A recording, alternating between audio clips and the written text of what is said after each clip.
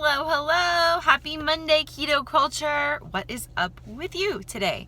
I hope you had a fabulous weekend. I did. Stay home, hung out with my kiddo all weekend, didn't leave the house, played games, watched YouTube videos. It was just a chill weekend and it was so great, so needed. So, it's Monday, just got off work, feeling good, recharging, drinking my magical little punch here. So good. All right, I wanted to go over something with you guys today because I feel it is like the basis of keto that everyone who is doing keto should know, but maybe doesn't know, because I didn't know this at first. And I know if you've been knowing me for a while and I've been coaching you for a while, you've probably heard this a gazillion times. And if you had, I'm sorry, but listen anyway, because you might pick up a little tidbit that maybe you forgot or didn't know yet, and I want you to know. So let's go over the 3 most important things in order of importance that I want you to know on the ketogenic diet in order to succeed, and especially if you're using the ketogenic diet for weight loss, which I know most of us are. So first of all, number 1 most important thing to know when you are on keto is that we get into ketosis by what we do not eat on keto, not from what we do. So listen up. We get into ketosis and stay in ketosis by keeping our carbs low. Now, I know like this seems obvious, but I hear it so often, you guys, so often. I hear, oh, I can't get my fat in. I don't, what do I need to do? Do I need to be sitting here eating, 4 fat bombs, before I go to bed? I can't hit my fat macros.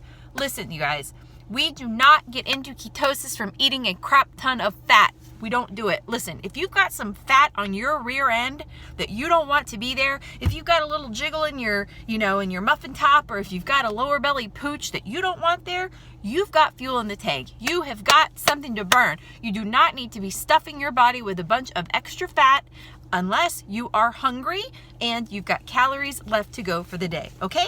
Okay. So we get into ketosis from what we don't eat on keto, which is by restricting carbohydrates, not from eating a bunch of fat. Now, listen, though, there is kind of a little exception that I would like to kind of go into. When you are first starting keto and you are going through these sugar withdrawals and these bread withdrawals and these pasta withdrawals, and you're trying to get used to skipping all the pasta, bread, rice, potatoes, all that stuff, you may need a little more fat in your diet just to feel satiated, because fat is the only macronutrient out of the 3 that has a stop eating signal that it literally sends to your brain. That's why we can't just sit there and eat a stick of butter and be like, more please. It's like something's like, whoa, dude, I'm full, quit eating. Like there's just a little switch that gets turned on with fat, and it's so much easier to, get full and to recognize that we're full and to say, I'm good. Okay. So basically, when we're first starting keto, we might need a little more fat to feel satiated. But then you realize that as we get through those withdrawals, that the cravings get less and less, you're going to need less of that fat. So you don't need to keep shoving it in. Once you get into ketosis and you start feeling the amazing benefits, you're going to notice that you're not going to need to load up on as much fat. We're literally trying to train our body to run off of our stored fat. Okay, that's the goal. That's what we want. So number 1, that was it. Keep your carbs low. We get into ketosis by what we don't eat on keto, not from what we do. Okay? Okay.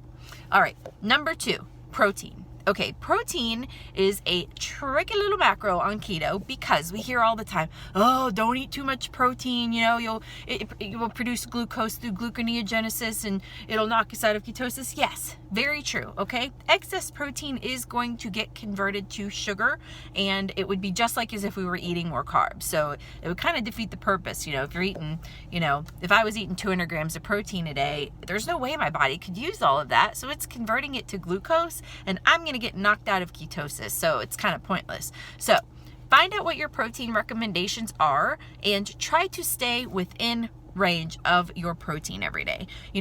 Protein is an essential macronutrient. Unlike carbs, they're not essential. They're an option for an energy source, but on keto we want to use fat for fuel. But protein, we need those essential amino acids from protein. They're important for, our muscles and for our blood and everything. So we need protein. but we don't need excess protein. So we need to kind of walk a fine line with protein between, getting enough and not getting too much. So this is where, tracking your macros is a good thing. I mean, lazy keto is fine. It works for a lot of people, but if you want to dial it in and get the best results, yeah, you probably do want to start tracking, and you want to make sure your protein is where it should be. So I give myself some leeway. If I'm like 10 grams under or over, no biggie, okay? But I'm not going to let myself, get 20 grams of protein a day, and I'm not going to let myself get 200 grams of protein a day. I want it to be, in a nice happy place near my recommendations, which for me, I try to keep them around 100 grams a day. But if I have 90 or if I have 110, I'm not going to sweat it. No biggie, okay? All right. Okay, number 3, fat. Okay, fat, we kind of touched on this in number 1. But fat is going to be what fills up the rest of our calories after we've already worried about numbers 1 and 2, okay? So after we have stayed under our carb, okay, and carbs, I want to mention this too, they're a ceiling number. So most people try to stay around 20 net carbs or less a day, okay? That's a ceiling number. If we have 15 carbs, if we have 17 carbs, that doesn't mean you need to eat 2 to 5 more grams of carbs so you hit your carb macro and hit 20 grams, okay? That's a ceiling number. As long as you're under it, you're good to go. And we're talking net carbs here, which is, just in case you're new, which is total carbs minus fiber, minus sugar alcohols. That's what we're counting here, okay? So just don't go over that. You're gonna bump your head on the ceiling. If you do, get knocked out of ketosis. And some people may be able to handle more carbs, but when you start out, try to keep it around 20 net or below. So, okay. And then the rest of your calories then, after you have kept your carbs where they should be, after you've met your protein numbers, the rest of your calories you're going to fill up with fat as needed, okay? Never force yourself to eat if you're not hungry. So I hear this all the time. Well, I've still got 100 or 2 calories left for the day, and I've still got some fat, but I'm really full. Should I be like shoving in fat bombs or doing a shot of olive oil or something? No, no, no, no. If you have got fat on your body, you have got fuel in the tank, guys. Don't ever force yourself to eat if you're not hungry on keto. Like I said, we're training our body to run off of stored fat. That is the magic and the beauty of keto. You do not have to be shoving your body full of anything if you're not hungry. First of all, it's perfectly fine to just chill and let your body tell you when it's hungry. First of all, we're not force feeding ourselves here. Trust me, it'll let you know when it's hungry. You're going to be good, baby girl. Don't worry.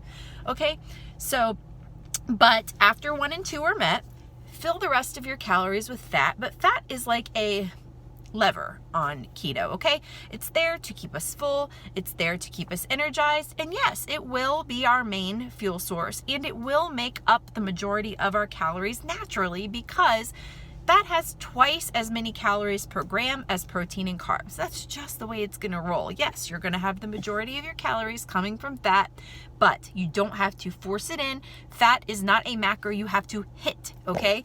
Like protein would probably be the only one you have to maybe hit or get near, and then carbs you stay under. Make up the rest of your calories with fat. They are there to help you succeed, to feel full, to feel energized, to feel nourished. But yeah, fat is not a macro you have to hit, okay?